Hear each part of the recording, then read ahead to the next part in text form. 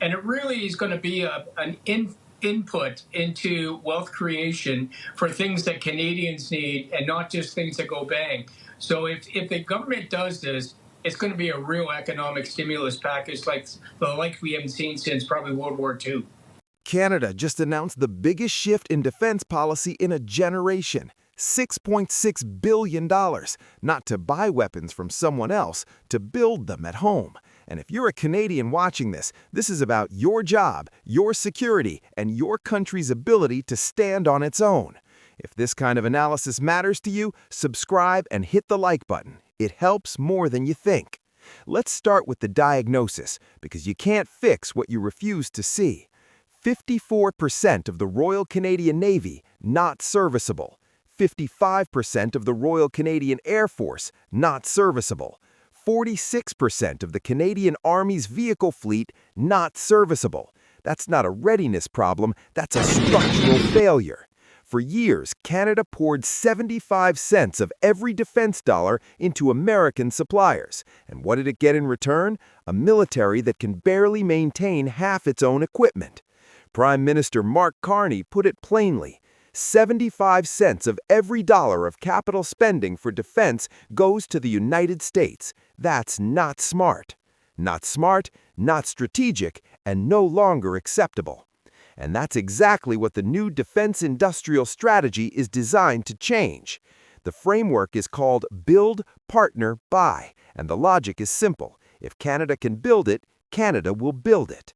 The strategy sets a target of awarding 70% of all federal defense contracts to Canadian companies within the next decade.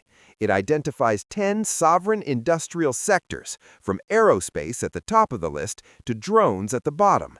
It commits to raising equipment serviceability across all three branches of the military: 75% for the Navy, 80% for the Army, 85% for the Air Force. And it projects the creation of 125,000 new jobs by 2035, with a 50% increase in defense exports. The strategy document itself says it clearly: Canada cannot afford to outsource its national security. That's not a suggestion, that's a doctrine shift. But here's the real question: can Canada actually deliver? We're going to have a hybrid system, and we cannot ignore the fact that our biggest trading partner is just to the south of us. We cannot ignore the fact that we're part of NORAD. So there are a lot of things that we do buy will have to be American, but we don't have to be as reliant or dependent on them as we have in the past. Hence why the discussions about 12 submarines, either coming from Korea or from Germany, making our own ammunition as opposed to buying it from United States or other countries in the world. So this is where Canada is actually taking away some of the risk and the exposure of only having one trading partner to have multiple trading partners. And Canada has done this in the past, and this is just good news for Canada. It will strengthen our economy. Even half. That's what a retired major general, someone who has spent a career inside the system, is saying. Even half of this plan would be a breakthrough. And that tells you two things. First, the bar has been so low for so long that partial execution is already a win. Second, this isn't just about defense, it's about positioning. Because this strategy doesn't exist in a vacuum.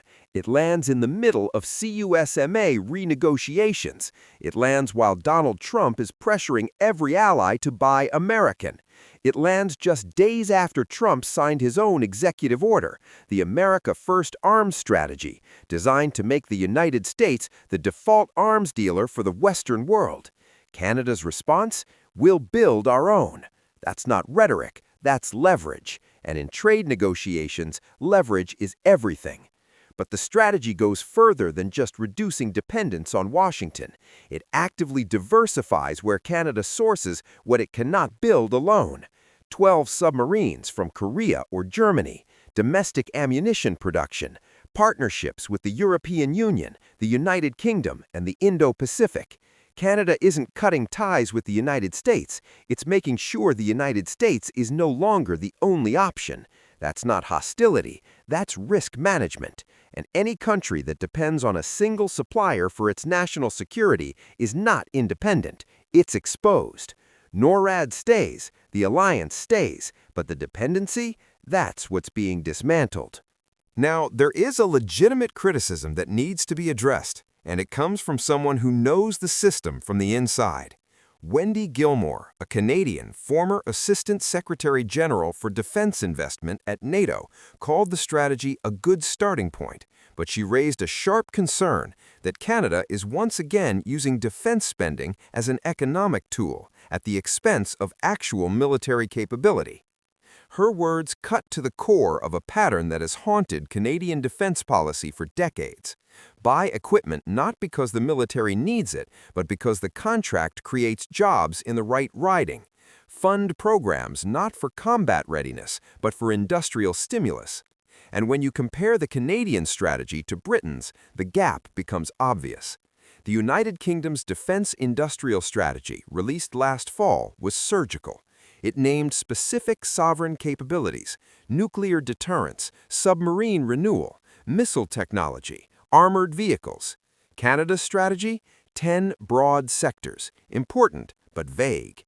The danger, as Gilmore put it, is that the message gets diffused, that economic ambition drowns out military necessity, that Canada builds an industrial base but still can't deploy a force that's ready when it matters.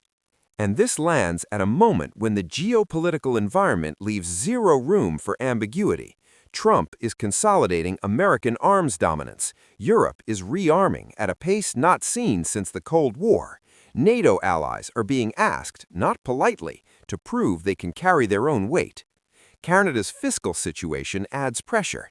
The economy is absorbing the shock of losing privileged access to the American market.